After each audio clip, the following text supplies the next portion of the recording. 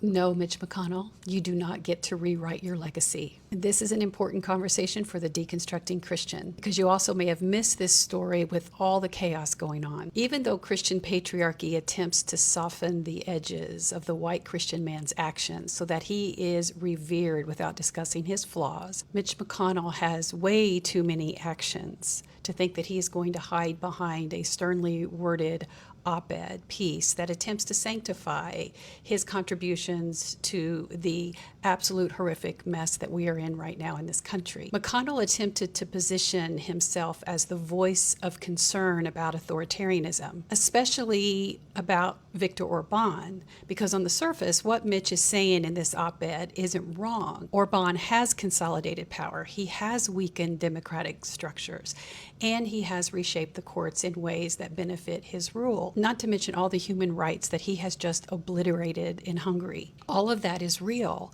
but what makes this moment so difficult to take seriously is that McConnell is not an outside observer to these tactics. He is one of the architects of how similar strategies have taken root here in the United States. It goes beyond Project 2025. This is a man who identifies as a Christian, and not just a Christian, a Southern Baptist. So bookmark that, because we're going to come back to it. He has operated for decades within a political system that frequently wraps itself in the language of faith, values, and moral authority. And yet when you look at his record, especially around the judiciary, what you see is a strategy laser focused on using whatever means, including dishonorable and deceiving tactics, to elevate his conservative, even fundamentalist agenda. In 2016, when President Obama nominated Merrick Garland to the Supreme Court, McConnell didn't just oppose the nomination. He refused to allow a hearing, and he flat out even refused to meet with Garland. And he held that seat open for nearly a year,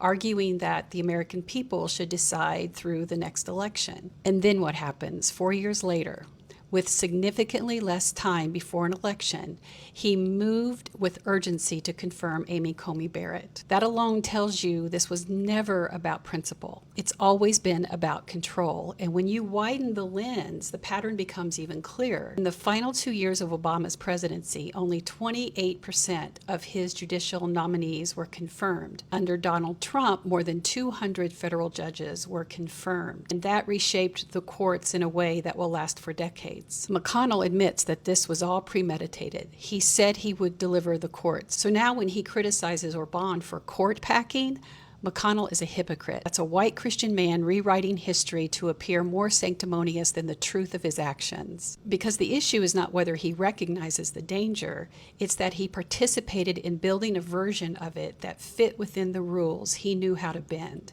And this is where the conversation moves beyond politics and into something many of you will recognize on a deeper level. Because what we are watching right now is not just disagreement or even contradiction. This is 100% white Christian patriarchy just doing its thing. McConnell understands that history is not only shaped by decisions, it is shaped by how those decisions are remembered. And in this moment, he is creating distance between himself and the outcomes his strategy helped produce, not by acknowledging his role, but by pointing to a more extreme version somewhere else. Remember these things about McConnell, and anytime you hear someone talking about him as if he is respectable, remember he said he delivered the judicial system to Christian radicalists and extremists, and that is exactly what he did. And as a Southern Baptist with significant influence, he was silent when the Southern Baptist Convention released its scathing 2022 report revealing how many cases of abuse of women and children had occurred in churches by pastors and church leaders. He said nothing. And holier than thou, McConnell has voted with Trump 96% of the time. This is not a man that needs to be remembered with reverence. If you're deconstructing from Christianity, this pattern may feel familiar. You were taught to honor leaders, to trust their authority, to believe that the language of faith meant something stable and trustworthy. And then, over time, you may have started to notice how often harm was minimized, reframed, or quietly set aside in order to preserve the image of the institution or the person in power. We were taught that if we couldn't say anything nice, to not say anything at all, or that God uses flawed people. And all of that is crap. and nonsense intended to keep the people compliant while the leaders abuse and get rich off of it. And that is exactly the framework that benefited Mitch McConnell for decades. We see the same instinct in how history gets rewritten. Just think about Christopher Columbus, because for generations, especially as a boomer, his story was presented as discovery and courage and bravery, while the violence inflicted on indigenous people was softened or even ignored. And that did not happen by accident. It served a purpose. It protected a narrative people wanted to keep, which is why Trump is now elevating Columbus to a position of reverence. Why? Because white Christian men are untouchable, no matter how horrific and vile their actions are.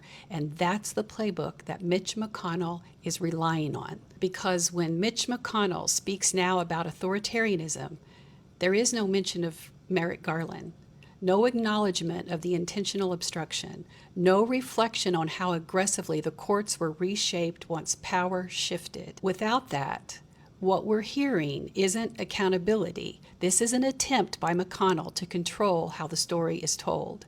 And this clarity matters. Again, McConnell is not wrong about Orban, but he is incomplete about himself.